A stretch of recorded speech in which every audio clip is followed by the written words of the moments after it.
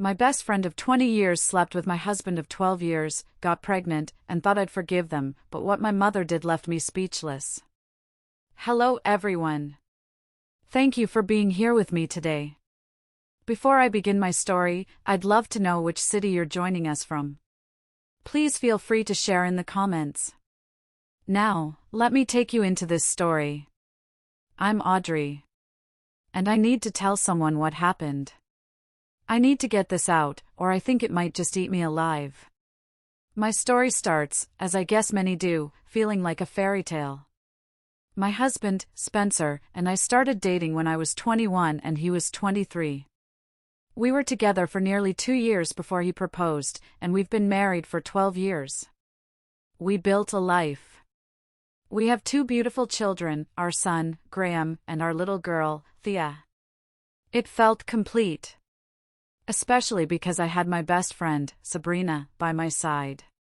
20 years. Sabrina and I had been best friends for 20 years. Our mothers grew up together, so we were basically sisters from birth. We shared everything, every secret, every fear, every dream. When I got my first job, she was the first person I called. When she had her heart broken, it was my shoulder she cried on. We were inseparable. We were a unit. When I met Spencer, it felt like my world was clicking into place. He was charming, intense, and had this vulnerability about him that just drew me in. He'd had a tough life, and I think I just wanted to be the one to make it better. He seemed so different from the other guys I had dated, who all seemed so simple. Spencer had layers. He had pain. And to my 21-year-old self, that was incredibly attractive. About a year into our relationship, he took me to meet his mother, Lorraine. I remember being so nervous. I must have changed my outfit 3 times. I finally settled on this nice, conservative blue dress, the one he said made my eyes look bright. Lorraine lived in this small, immaculately clean house where everything was beige. I mean everything. The carpet, the walls, the sofa, the curtains. Even her clothes. It felt like walking into a room with no air, like all the color had been sucked out. Lorraine was a widow. Her husband had passed from a heart attack years ago, and she had raised Spencer all by herself. They were close. Very close. You could say he was a bit of a mama's boy, and he was always desperate for her approval in everything he did. I could see him watching her out of the corner of his eye, waiting for her to smile. She rarely did. I tried so hard to impress her. I smiled until my cheeks hurt. I complimented her beige home. I brought a ridiculously expensive pie from a local bakery, the kind that comes in a fancy box. But the feeling, it just wasn't mutual. She looked at me, really looked at me, with these cold, assessing eyes. She barely touched the pie. She asked me questions, but they felt like an interrogation. So, Audrey, what does your father do exactly? You see, the main reason Lorraine never liked me is because I come from an upper-middle-class family. My parents own multiple businesses. I had a comfortable life, I won't deny it. My parents supported me through college and bought me my first car, a safe, reliable sedan, so I could get to my job on time. But they also instilled in me the value of being independent. They had both come from nothing, and they never let me forget it. Money is a tool, Audrey, my dad always said, not a recliner. I have always worked hard. I got a degree in marketing, and I loved my job. I worked my way up in my field, managing brand partnerships. I was good at it. I funded my own lifestyle, I paid my own bills, and I never asked my parents for a dime after I graduated. I was proud of that. Spencer's life was the opposite. His father was military, seldom home, and passed away early. Lorraine, as I learned later, was a severe alcoholic, and Spencer had to take care of her from a very young age. He told me stories about coming home from middle school to find her passed out, about having to cook his own dinners and make sure the bills got paid. He started working at McDonald's as a teenager, just to have grocery money. He tried college but dropped out because he hated his communications degree. He told me how unhappy he was back then. He eventually found his footing as a freelance writer. He was good at it, surprisingly good. He had a way with words. But through all of it, his mother, Lorraine, would ask him for a monthly allowance. And he always gave it to her, even when I knew it was a strain on his own finances. "She's my mom, Audrey," he'd say, "I'm all she has." How could I argue with that? When our relationship got serious, maybe a year and a half in, I finally told him about my family. About the businesses, the generational wealth. We were out to dinner, at a nice Italian place. I remember I was stirring my pasta, feeling nervous. "Spencer," I started, "there's something I haven't been totally open about." I told him. He didn't believe me at first. He actually laughed. "Yeah, okay. Your dad's a businessman." "I know." "No, Spencer, I'm serious." I told him the name of my family's company. He pulled out his phone, right there at the table. He Googled my family. I saw his face change. The color drained from it. He got quiet, almost angry. He put the phone down and just stared at me. You've been lying to me? This whole time?" "No," I said, reaching for his hand. "No, Spencer, I wasn't lying, I was waiting. It's not about trust. You have no idea how many people in my past, how many guys, only wanted to be with me for my family's money. It's a burden. I just needed to know you were real. That we were real." He seemed to understand, mostly. He calmed down. But after that, every so often, a little comment would slip out. A little taunt. We'd be out to dinner, and I'd offer to pay. "It's my treat," I'd say, and he'd reply, "Well, of course. It's not like you have to check your bank account." It was a little jab, and it stung. Or we'd be talking about work, and I'd mention a tough project. He'd scoff and say, "You'll just never know what it feels like to really work for something, Audrey. To really have to try." It stung. It stung every single time, because it wasn't true. I did work hard. I was proud of my career. But he never saw it. He just saw the safety net beneath me. That should have been my first red flag. But I was 22, and I was in love. And love makes you blind to so many things. The real trouble started when we decided to move in together. I was so excited. I found this great 2-bedroom apartment, bigger than anything either of us had lived in, with a small balcony and a fireplace. I spent a whole weekend painting the living room a soft, calming green. We spent a Saturday hauling boxes up the stairs, music playing, laughing, ordering pizza. It felt so grown up. It felt like the perfect next step. Then, one night, we were sitting on the floor, eating that pizza off the cardboard box, surrounded by half-unpacked crates. He brought it up. So, he started, not looking at me, picking a pepperoni off his slice. About the lease, and the rent.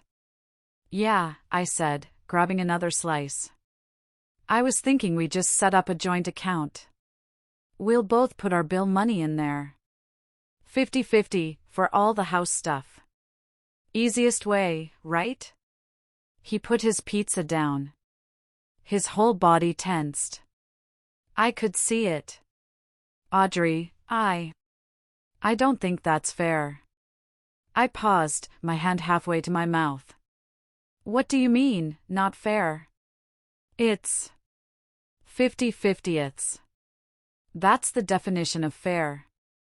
"It's not fair," he said, and his voice was getting that edge I was starting to recognize. "It's not fair because you make almost double what I make. And that's not even counting your family. You come from old money. I'm still trying to get my career off the ground, and I have to help my mom. I put my own slice down. Spencer, my family's money is not my money. This is my salary. We're partners. We should be splitting this. Exactly, he said, and he stood up. He started pacing. We're partners. Which means you should support me. You should want to help me. God, is it so much to ask? Or are you just like everyone else, holding your money over my head? That's not fair, Spencer.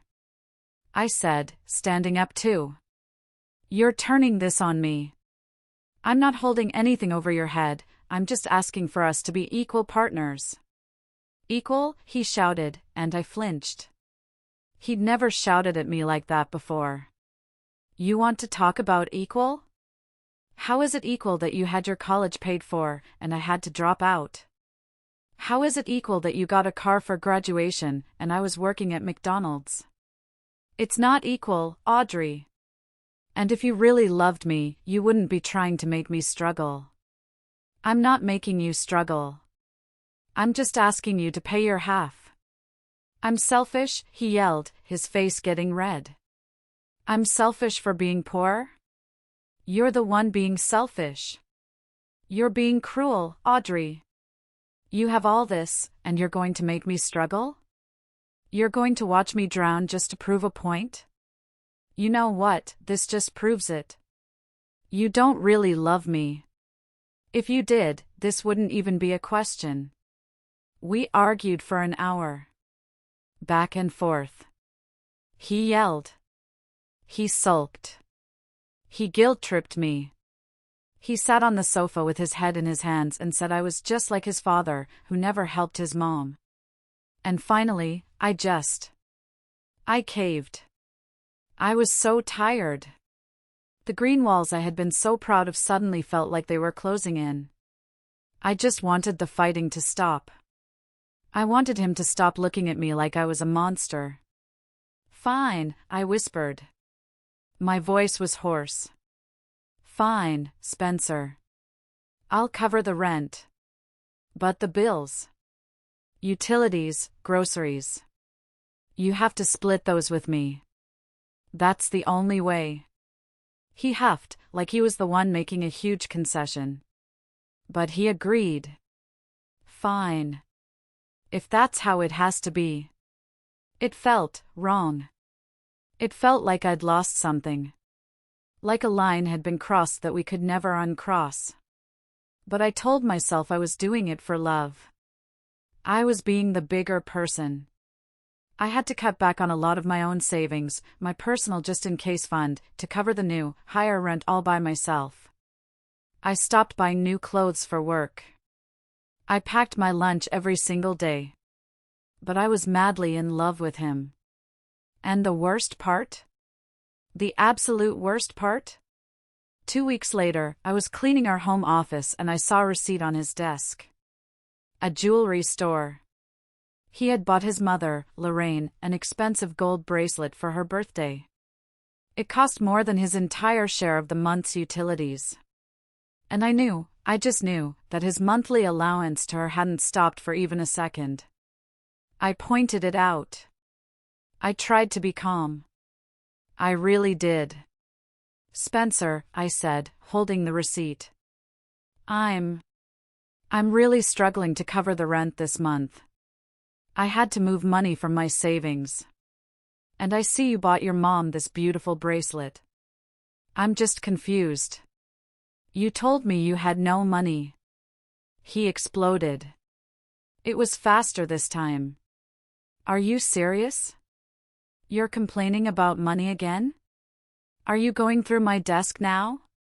What's next, Audrey? Are you going to check my bank statements? My mother is a single, elderly parent who has nothing. She deserved something nice. She needs that money more than we do. I can't believe you're trying to take food out of my own mother's mouth. I felt so guilty. He had a way of twisting it, of making me feel like the monster. Like I was this rich, greedy dragon, hoarding my gold. So, I stopped bringing it up. I just paid the bills. I just kept quiet.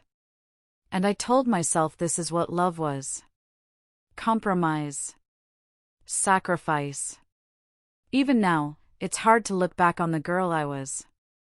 How trusting I was. How much I wanted the fairy tale to be real. When Spencer proposed to me, almost a year after we moved in, I was ecstatic. After all the fighting about money, all the tension, this felt like a promise. It felt like a sign that everything was going to be okay. To be honest, looking back, he put the absolute least amount of effort possible into it. I had always dreamed of, I don't know, something special. I'm not high maintenance, I really am not. But maybe Paris, or a quiet beach at sunset, or even just a fancy restaurant where he got down on one knee. Something that was just about us. But Spencer, he thought proposing to me in our backyard was a good idea. On a random Tuesday night. I had just gotten home from work. I was still in my work clothes, a pencil skirt and a blouse, and I was tired. I was taking off my heels when he said, "Hey, can you come out back? I want to show you something." I walked out, and he had strung up some of those cheap, glittery fairy lights. He was standing there, looking so nervous. And he just did it. He said some nice things, I'm sure he did, but I was so taken aback, I barely heard them. To his credit, he did ask my parents for my hand, like a gentleman. My mother, who absolutely adored Spencer, she thought his struggle made him charming and ambitious, she loved his grit, suggested to him that he should get help from my best friend, Sabrina, to plan the proposal. So, he did. He and Sabrina apparently put their heads together, and this was the genius idea they came with. A backyard proposal, with fairy lights he bought on clearance, in front of my entire family and all our friends, who were hiding inside the living room, watching through the glass door. I was taken aback. It felt public and a little cheap. But then I said yes, and he put the ring on my finger, and everyone rushed out, cheering. My mom was crying. Sabrina was right there, beaming, holding up her phone to record. "Oh my God, Audrey," she screamed, tackling me in a hug. "I'm so happy for you. Finally!" Seeing everyone gathered there, celebrating with me, it made me feel better. I pushed the disappointment down. This was my happy day. My friends were here. My family was here. My mother, Sabrina, and Sabrina's mother, Barbara, who was like a second mom to me, were the first to hug me. Lorraine, Spencer's mother, was there too, of course. She gave me a stiff, bony hug and whispered in my ear, "Well, I have high expectations for you as a daughter-in-law. I just hope you do everything in your power to keep my son happy." It wasn't a congratulations. It was a warning. But that night, I didn't care. I was engaged. When Spencer and I started dating, I had, of course, introduced him to Sabrina. They hit it off right away. They had the same sarcastic sense of humor. They ganged up on me, in that fun, playful way. I loved it. I loved that the two most important people in my life were becoming friends. Sabrina didn't just help Spencer plan the proposal. She helped him choose my ring. I didn't think anything of it at the time. I thought it was sweet. She knew my taste better than anyone. Why wouldn't he ask her for help? Looking back. Looking back, it's all so clear. How they would laugh at jokes I didn't get. How, at parties, I'd look for Spencer, and he'd be in a corner, talking to her. Just talking. But it was always them, together. Deep in conversation. If I walked over, the conversation would sort of stop. And they'd both turn to me and smile. "Oh, hey," Sabrina would say. "We were just talking about that stupid movie from college." It all seemed so innocent. I never suspected a thing. She was my sister. My soulmate. We had done everything together. Her mother, Barbara, adored me just like my mother adored Sabrina. We were family. It was just, they were friends. That's all I let myself see. We got married. It was a beautiful wedding, mostly paid for by my parents. And even after marriage, nothing changed. The dynamic we'd set up when we first moved in, it just solidified. It became our life. I continued to pay for everything. I paid for our weekly date nights. I paid for our yearly vacations. I paid the mortgage on the house I bought, with a significant down payment from my own savings that we both lived in. Why? Because Spencer insisted he was saving up money for our future. He was saving his money. I was spending mine. Every time I'd try to bring it up, to talk about our finances, it would turn into a fight. A huge, explosive fight where I was the one who was obsessed with money, and unsupportive, and selfish. So, like before, I stopped bringing it up. It was easier to just pay. It was easier than fighting. Then, I got pregnant with Graham, our first child. It was a difficult pregnancy. From the very beginning, I was sick. Not just morning sickness, I was sick all day. I lost weight in my first trimester. I was constantly dizzy. I'd be in a meeting at work, and I'd have to grip the table to stop the room from spinning. My doctor got worried. Around the 6-month mark, he told me my blood pressure was too high. He was worried about preterm labor. He told me I had to stop working. He said I needed to be on modified bed rest. I was forced to quit my job. It wasn't a choice.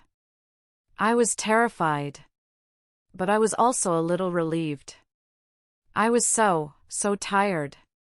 When I told Spencer, he didn't hug me. He didn't ask if I was okay. He sat down hard on the sofa. "Quit," he said, his voice flat. "Quit your job? How are we supposed to live, Audrey? How are we going to afford a child if you're not working?" I just started to cry. I was so sick, so tired, and so scared. And the man who was supposed to protect me, the father of my child, he was looking at me like I was a broken appliance. "My doctor said I have to, Spencer," I wept, holding my belly. "He's worried about the baby." Don't you care about that?" "Of course I care about the baby," he snapped. "I'm just being realistic. We're going to have no money. Your savings won't last forever. What are we supposed to do?" I felt so alone. That night, I called my parents. I told them everything.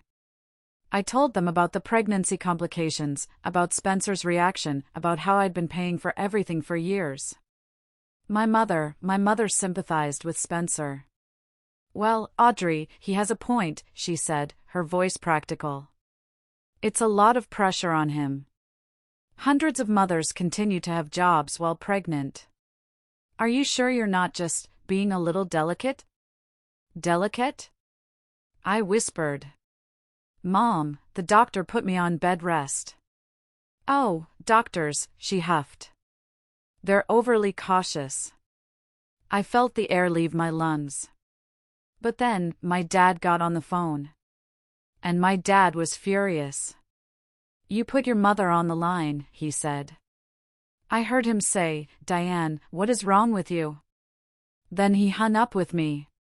And he immediately called Spencer.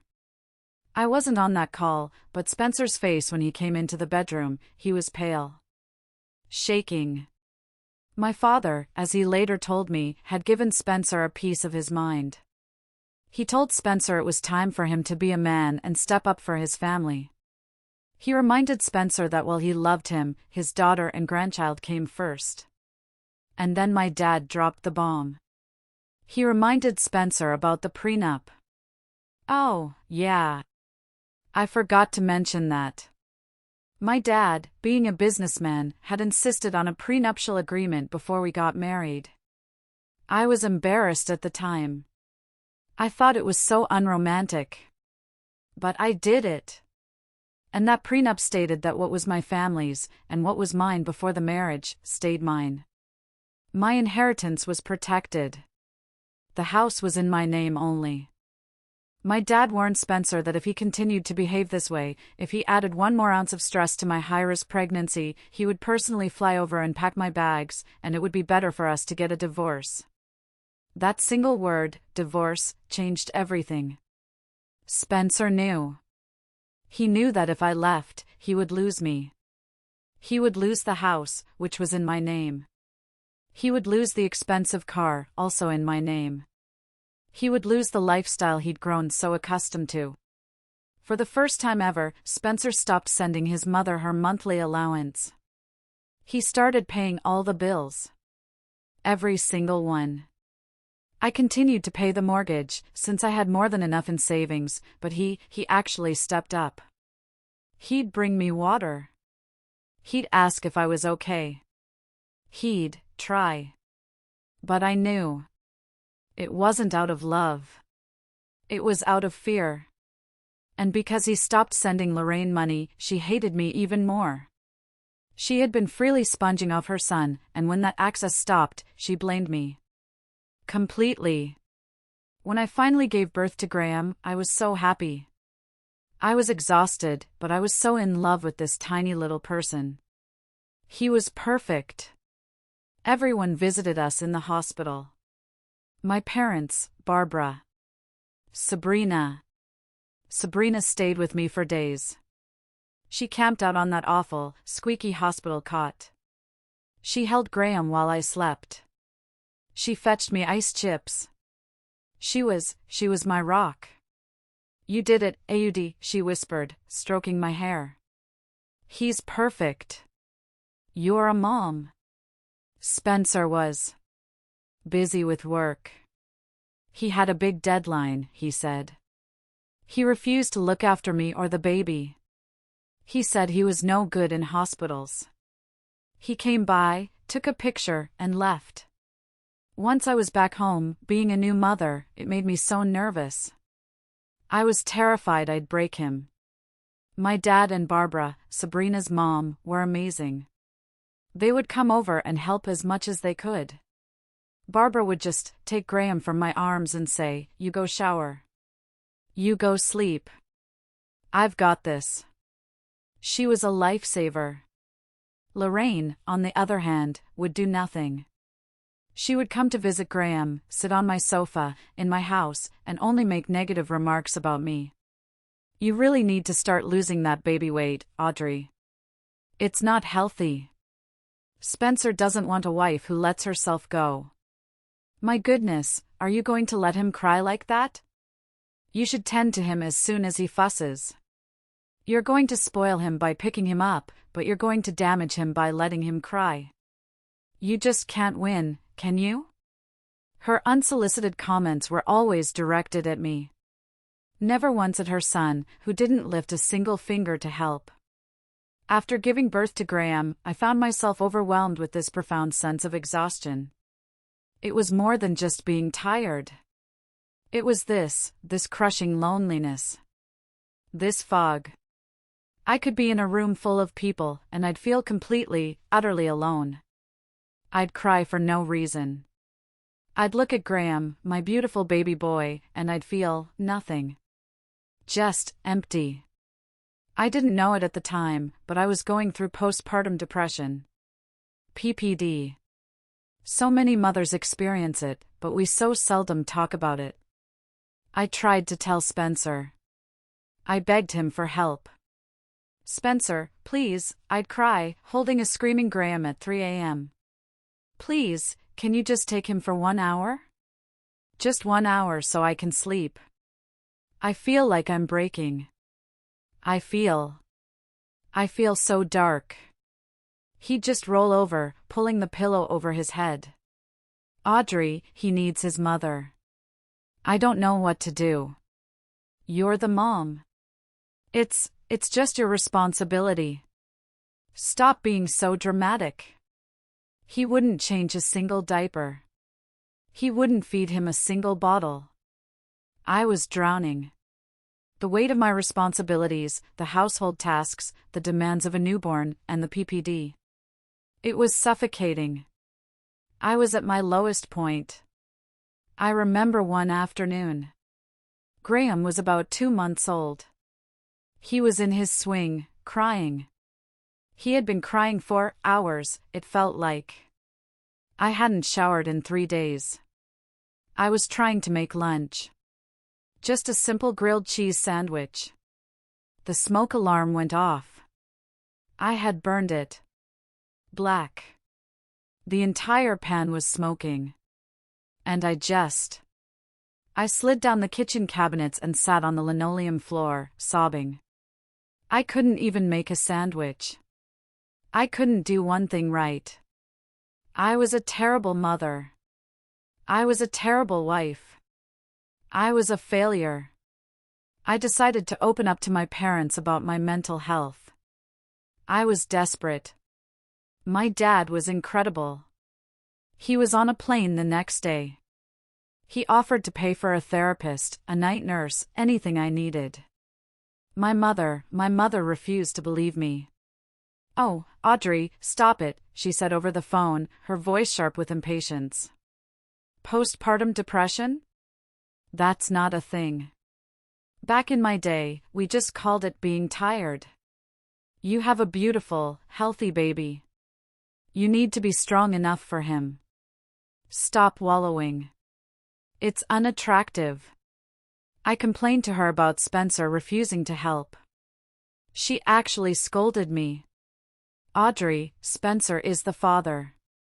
He's working hard to pay the bills now, isn't he? That's what your father made him do. So you can't complain. You should be doing a better job as a mother. Stop trying to push your responsibilities onto him." It hurt.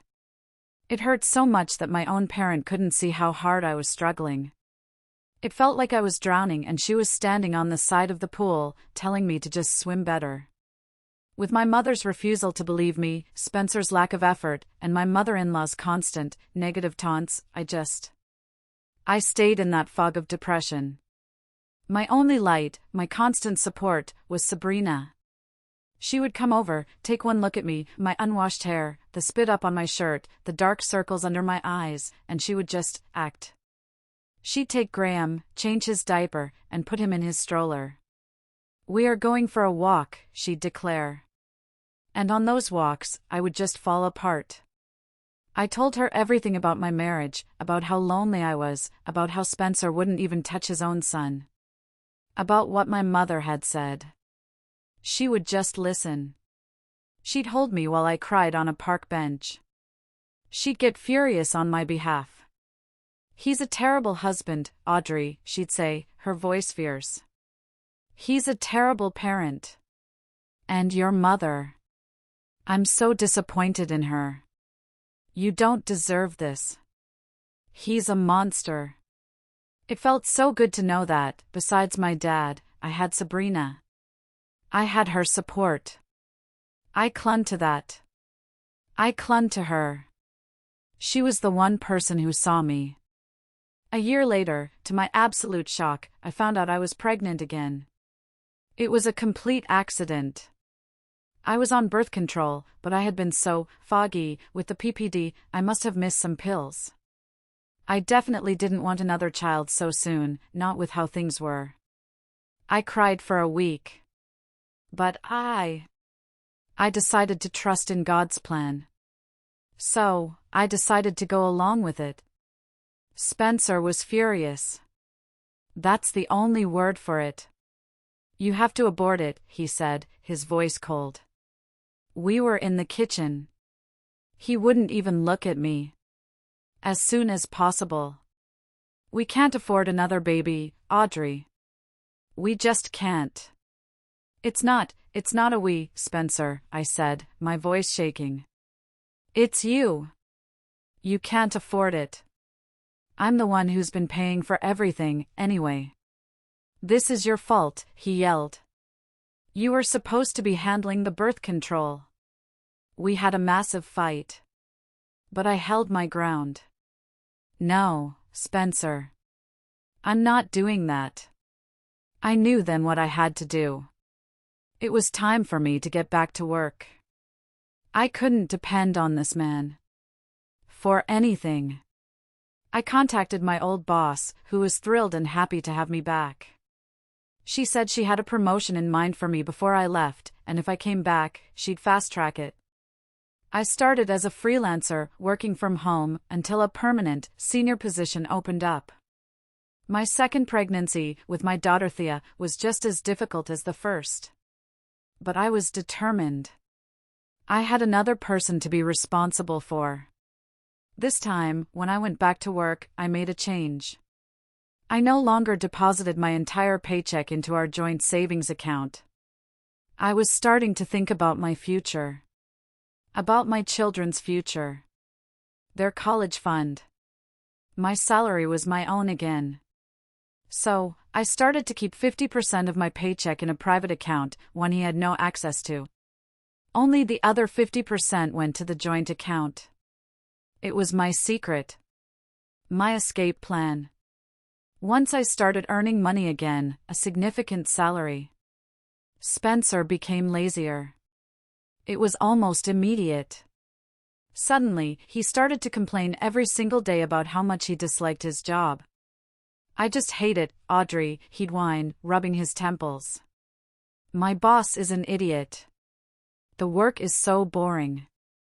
I just want to quit. I'd try to talk him out of it. Spencer, you don't have a college degree.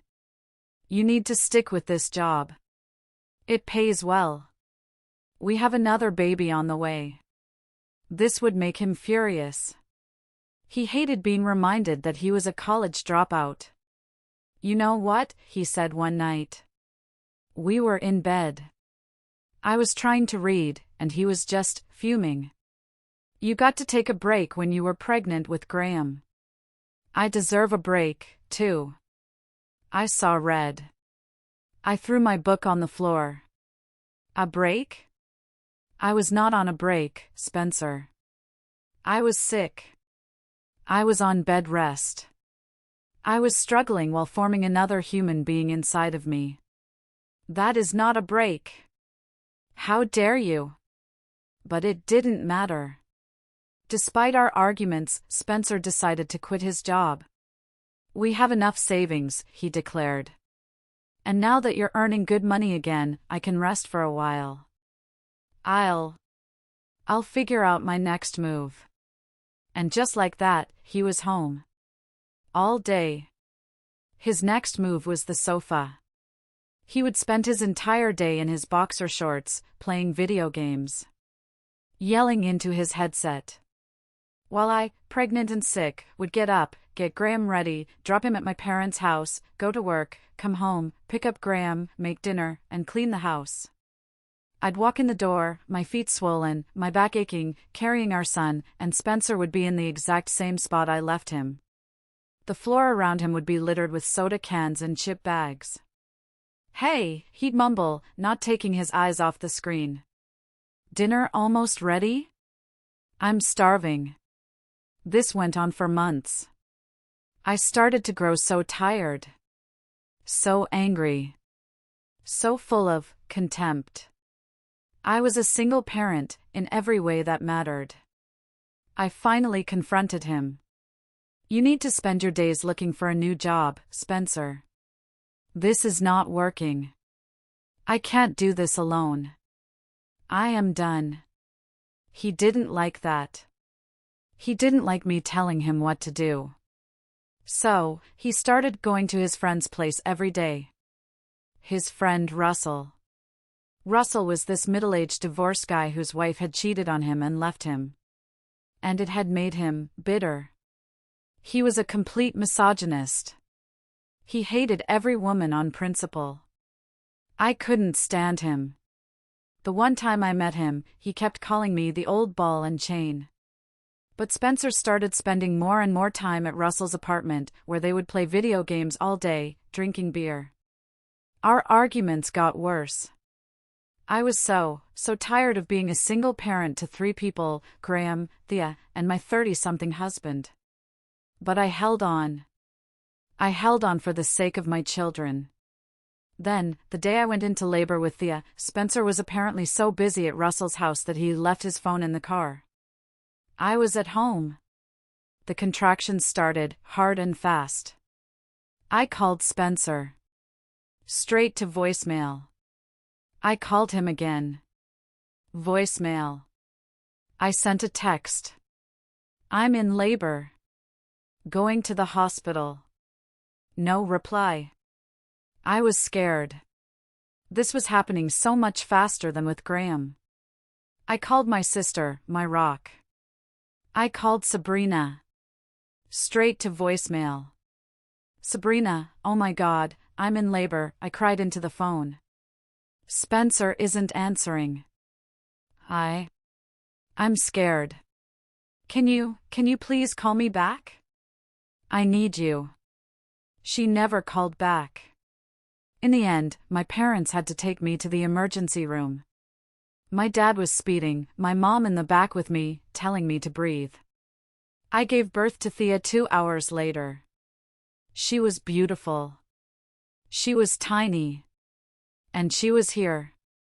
My husband, he missed her birth. He waltzed into the hospital room 6 hours later. Hey! Sorry. My phone died. Look at her. She's great. I was too tired to be angry. I was just numb. I never once suspected him. Even though these red flags they weren't just flags, they were giant, flashing, neon billboards. And Sabrina? Sabrina was also missing. She came the next day, all apologies, carrying a huge bouquet of flowers. Oh my God, Audrey, I am so sorry, she gushed, hugging me. I was stuck in the worst meeting at work, my boss would not let me leave. My phone was on silent. I feel terrible. She's beautiful. And I believed her. It's okay, I told her. It's totally fine. I'm just glad you're here now. After Thea was born, I finally put my foot down. I was home from the hospital, holding my newborn daughter, watching Spencer set up his video game console in the living room. He was already planning to go to Russell's. I just snapped. Spencer, I said, my voice dangerously quiet. He didn't hear me. Spencer. He pulled his headset off. What? This is your last chance. You go back to work. You find a job. You start being a father. Or I'm packing my things and I am leaving. I am done. I am not raising your children alone anymore. It resulted in a huge fight. He yelled. He punched a wall. But I didn't care anymore. I wasn't the scared 22-year-old girl anymore. I was a mother of 2. And I knew my children deserved better than this. I deserved better. I told him I would never hold anything against him. He was free to walk away. But then, something strange happened. He just stopped. He looked at me, really looked at me. He saw the look in my eyes. The done look. And it must have scared him. His shoulders slumped. You're right, he said. You're right. I've been a jerk. I've been lost. I'll start looking for a job tomorrow. I promise. I'll get better. I was shocked. I expected him to resist, to yell, to turn it back on me. But he just agreed. Or so I thought. The next day, my husband was in the shower. I was taking his dirty clothes from the hamper to do laundry. Graham was playing with his blocks. Thea was asleep in her bassinet. It was quiet. I was exhausted, but for the first time in a long, long time, I felt a tiny spark of hope. Maybe this was it. Maybe hitting rock bottom, maybe my ultimatum, had finally woken him up. Maybe we were finally turning a corner. And then I heard it. A ping. From his phone on the nightstand. I glanced over. I wasn't snooping, I promise. It was just right there. A message on his lock screen. From a familiar number. My heart stopped. I stopped breathing. It was Sabrina's number. Why was Sabrina texting him? My eyes widened in shock. The contact name just said, Sabrina. The message preview said, will you be telling her about us? I'm pregnant and can't hold off the news any longer.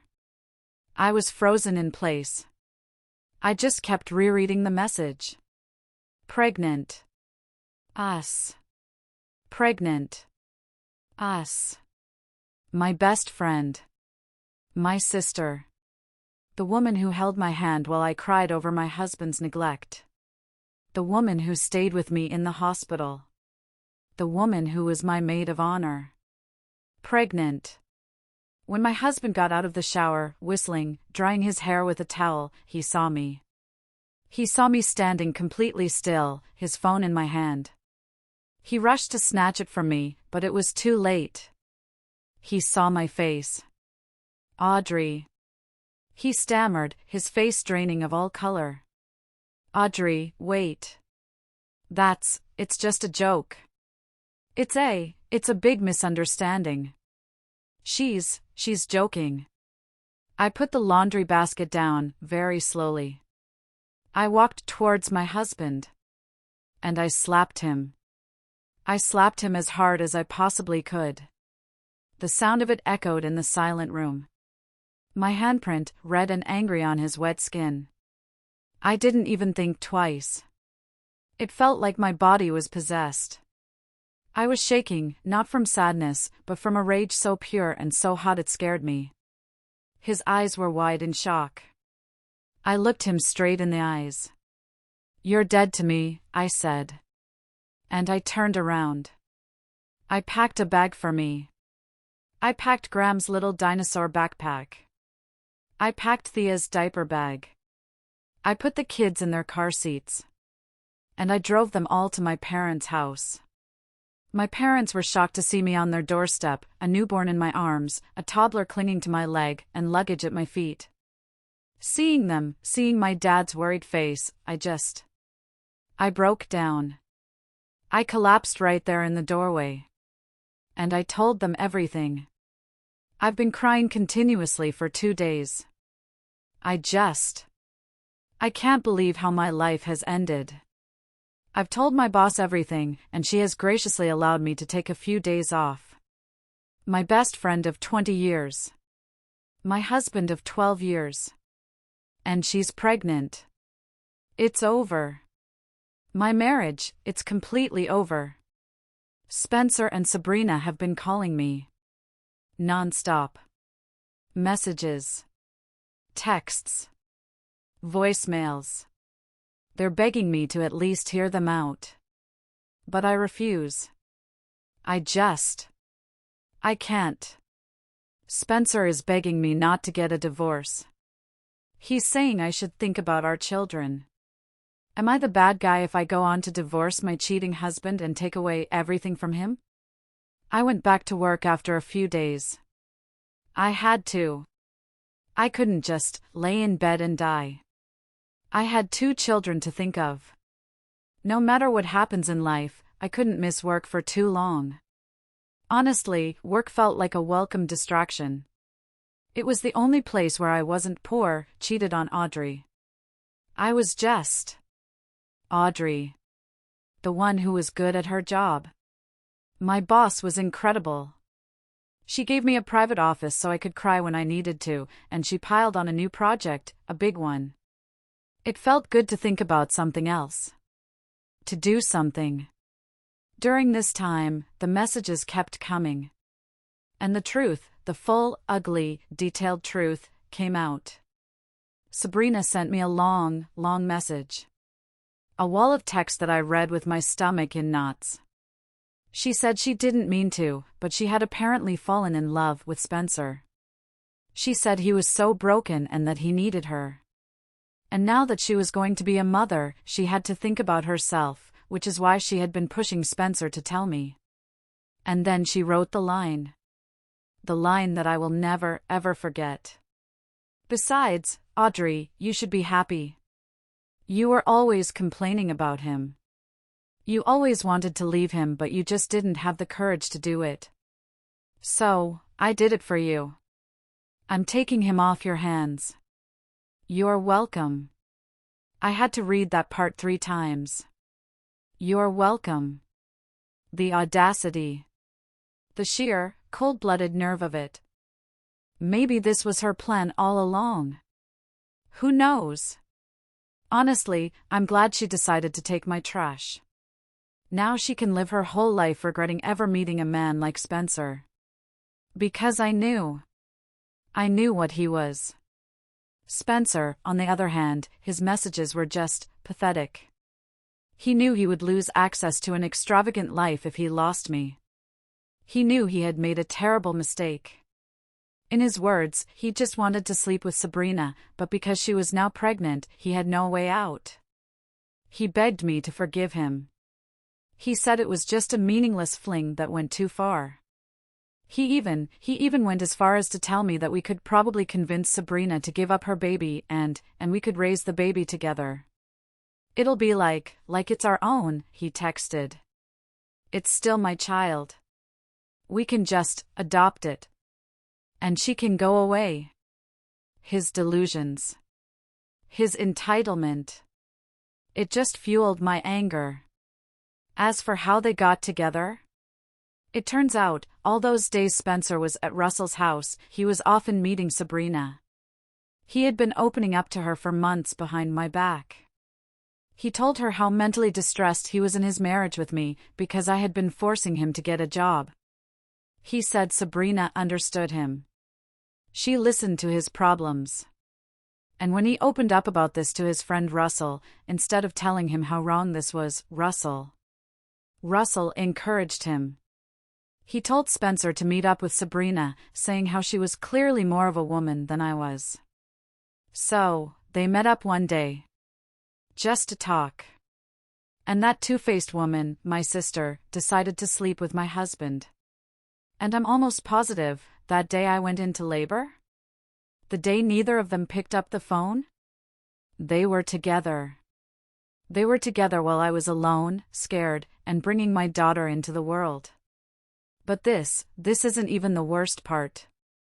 This isn't the part that left me speechless.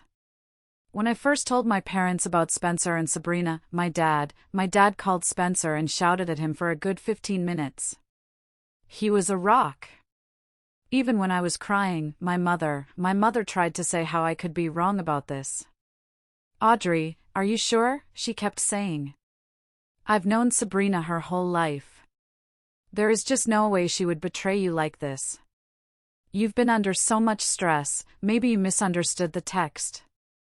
Are you sure you're not, depressed again?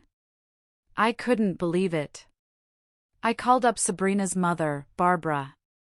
And unlike my mother, Barbara was furious. She didn't question me for a second. She knew I would never make up something like this. She was completely on my side. That tramp, she wept over the phone. My own daughter. After all our families have been through. Audrey, honey, I am so sorry. She cried with me. She understood how betrayed I felt. After talking with my dad, I made the decision. I was filing for divorce. We already had a lawyer in mind, a top-tier guy my dad used for his business contracts. With my prenup and Spencer's cheating, the divorce proceeding was going to be easy. What might be tricky, my lawyer warned, was the custody of my children. But I knew Spencer.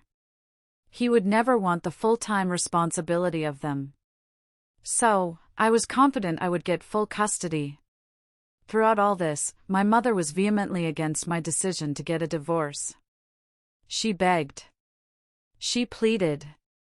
Audrey, you are tearing this family apart, she'd say, cornering me in the kitchen. Think of Graham. Think of Thea. You can't break up their home over one little mistake. A mistake, Mom? I'd scream. He's having a baby with my best friend. That's not a little mistake. People make mistakes, Audrey. Forgiveness is a virtue. When she realized that no matter how much she begged, I wasn't going to listen, she seemed to change her tactics. Suddenly, she started saying how I should give up full custody of my children to Spencer. The first time she said it, I thought she was joking.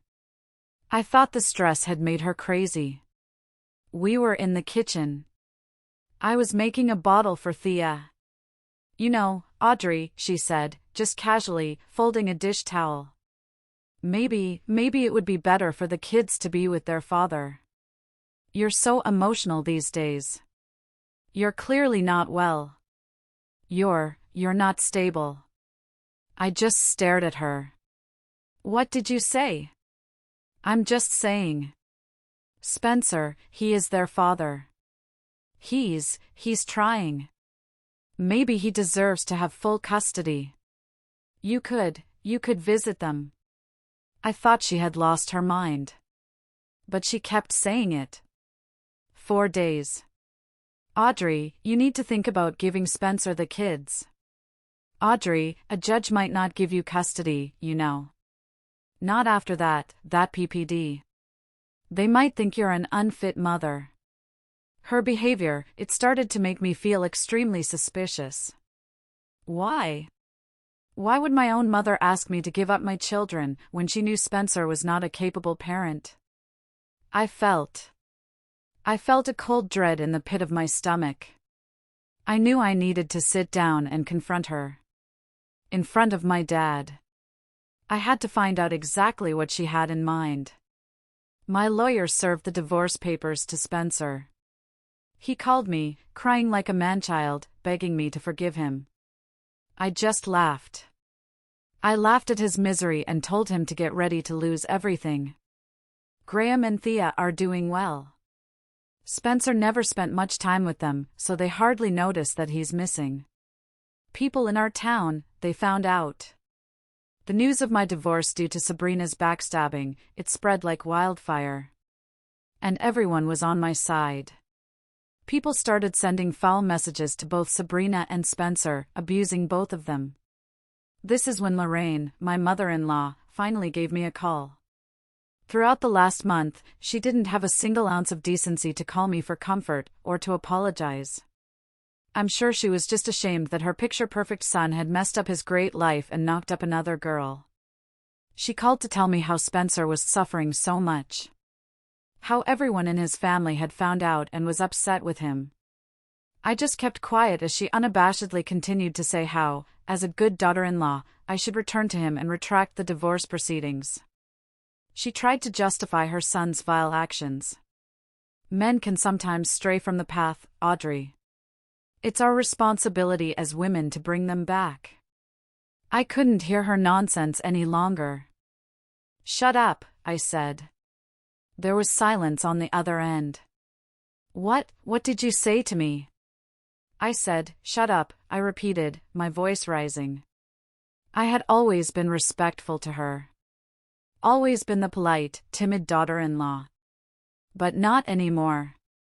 You should be ashamed, I said, my voice shaking with rage. You should be ashamed of giving birth to a worthless man like Spencer, who is nothing but a leech. And if you ever call me again, I will make sure to take every single penny of his during our divorce by bleeding him dry. I was the one who took care of your man-child for 12 years. You have no right to ask me for anything. Not now that he has knocked up my best friend. She tried to apologize, a last-ditch effort to protect her son.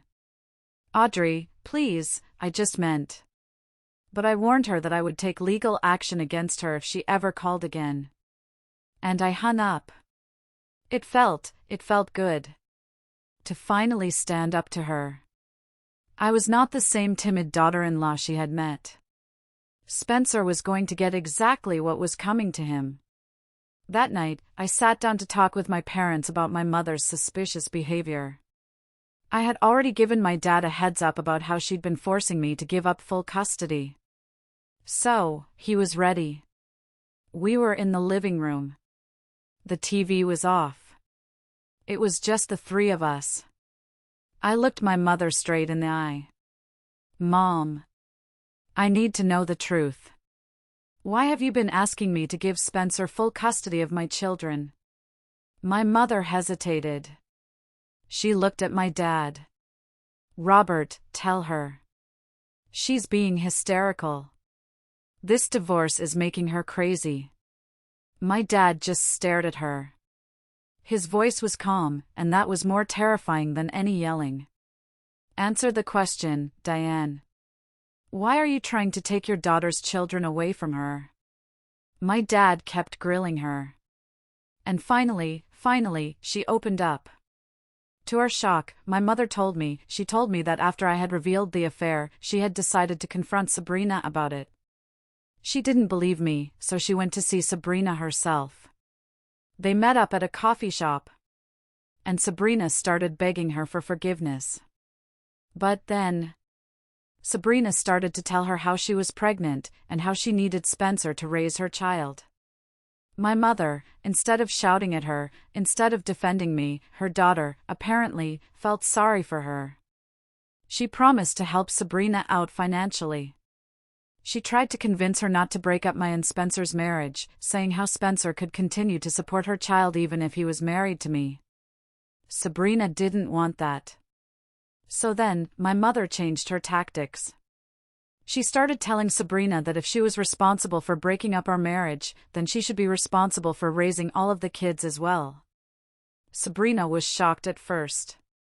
But my mother, my own mother, told Sabrina that I suffered from PPD. That I was not a capable mother. She told Sabrina that the least she could do was raise Spencer's children all together, as a family, since they would all be siblings anyway.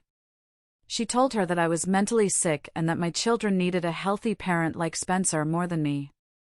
And then she went in for the kill. My mother convinced Sabrina by saying that if I gave up full custody of my children, then I would be required to pay hefty child support. And Sabrina could use that child support money to take care of her child as well. This is what convinced Sabrina. This is why my mother had changed her tune. This is why she had been forcing me to give up custody of James and Thea. She had made a deal with my best friend to take my children, to give my children to the woman who destroyed my life, and to make me pay for it. When my dad and I finally grilled this information out of her, we were disgusted. I couldn't breathe. I was facing another betrayal. My own mother. My own mother thought that because of my PPD, I was incapable of raising my own children. And she would rather have Sabrina, the woman who slept with my husband, raise them, than me. It shocked me. She failed to see how I fell into PPD in the first place, because Spencer refused to help me. Because she refused to support me. I started to cry. Just silent, hot tears. I didn't know how she could do this. After everything. My dad, who had been quiet for a long time, finally spoke. His voice was quiet, which was terrifying. He looked at my mother. Diane. Get your things. Get out of the house. My mother started crying. Robert, no. I was just trying to help. I thought. Get out, my dad said. I don't want to see your face anymore. Our marriage is over. If you are still listening, please help me by liking this video and commenting with the number 1 down below. Just so I know that you're out there. So I know that you're wonderful, and I understand that you're walking with me through this. Your support, it's a huge encouragement. It's cheering me on. Please, just comment with the number 1 so I can see you, and now, please, just listen to the rest of my story. I don't remember much after that. I just remember my mother leaving, wailing. I existed. I went numb. I remember my dad making me toast, and I couldn't eat it. I'd sit on the floor of the nursery, just holding Thea, for hours. Rocking back and forth. The house was so quiet. My dad was handling everything. He was like a ghost, just taking care of things. Taking care of Graham. Making bottles. I was a ghost. How do you process that? Your husband, okay. You can understand infidelity. It's horrible, but it happens. Your best friend, okay. A terrible, soul-crushing betrayal. But it happens. But your mother? The one who was supposed to protect you. The one who was supposed to love you unconditionally. How do you come back from that? I felt completely alone. Graham would bring me his toy dinosaur. He was just a toddler, but he knew. Kids always know. He'd just pat my arm. Sad, Mommy? And I'd just nod, because I didn't have the words. It feels like I can't trust anyone anymore. Everyone seems to betray me. Like I mean nothing to them. It's been 6 months since that day. And I know it's been a long time. First things first. I got my divorce last month.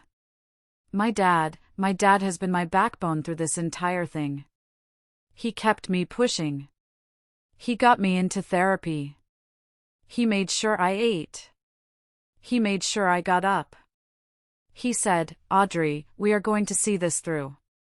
We are going to get you free. We went ahead with the divorce proceedings. We were in the courtroom. It was intense. Spencer was there, looking pale and thin. He'd lost weight. He looked pathetic. Lorraine was in the back row, glaring at me. Sabrina, I was told, was not there. I guess she was too pregnant or too ashamed to show her face. My lawyer, she was a shark. She was incredible. As expected, Spencer got nothing out of me, thanks to my prenup. When it came time for the custody of my children, he fought. Oh, he fought hard. His lawyer tried to argue for full custody at first. When that was laughed at, he tried to go for equal custody. His lawyer tried to paint me as an unstable mother. They brought up my PPD. They tried to say I was erratic. But my lawyer was ready. She argued how Spencer had been a deadbeat father our entire marriage. How he didn't have a proper job. How his own mother was a known alcoholic. And how he had not only cheated on me but had gotten another woman pregnant. She had PI photos of him at Russell's apartment, drinking beer at 11 a.m. on a Tuesday, instead of looking for a job. She had his bank statements, showing no income, and receipts for video games. She had everything. I'll never forget the judge's words. He looked at Spencer with such disdain. Full custody is awarded to the mother, Ms. Audrey. Mr. Spencer will pay monthly child support checks. Given the prenuptial agreement, Mr. Spencer will receive no spousal support or assets from this marriage. He will have supervised visitation, twice a month, at a facility of the court's choosing. Next case. Nothing. Nothing made me feel more satisfied than watching his face just droop. In sadness. In defeat. I looked back to see Lorraine. She was looking at me with pure, unfiltered anger. And I gave her a smirk. Just a small, slow one. Just like I had promised. I got what I had wished for. I won. Secondly, regarding my mother. She has begged. And begged. She has begged me and my dad for forgiveness. My dad, he has firmly refused to let what she did go so easily. He has asked her to go to therapy. He told her she needs to talk to someone about her internalized misogyny, so she can understand exactly how wrong she was to have treated me this way when I was so vulnerable. I know my parents love each other. It breaks my heart to see them apart. But I understand why my dad wants her to talk to a therapist. My mother, to her credit, has been religiously going to therapy. She continues to stay with her sister. I don't know if it will help her in any way, but I hope she does change. Although I have blocked Sabrina, I am still in contact with her mother, Barbara. Barbara, just as she had promised me, has cut off all contact with her daughter. She informed me last week, on the phone. She told me how Sabrina has been removed from her will, from her inheritance. And they have added me instead. Barbara told me, "Audrey, honey, my lawyer finalized it. My inheritance is going to you, and to Graham and Thea. You are the daughter I always wanted. You and those children are my family now." It seems comical, almost, to see how karma is slowly, but surely, catching up to Sabrina. I've also heard through the grapevine, Spencer doesn't want to marry Sabrina. And he wants nothing to do with the child. Just like I had always known.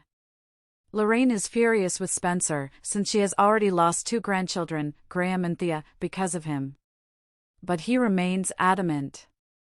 So, Sabrina, she got her prize. A man who doesn't love her, a baby he doesn't want, and a mother-in-law who probably hates her as much as she hated me.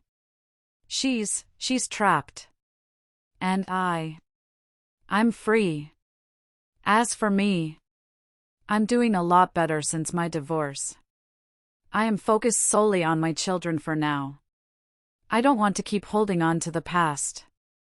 I won't say that this journey has been easy. It's been the hardest thing I've ever done.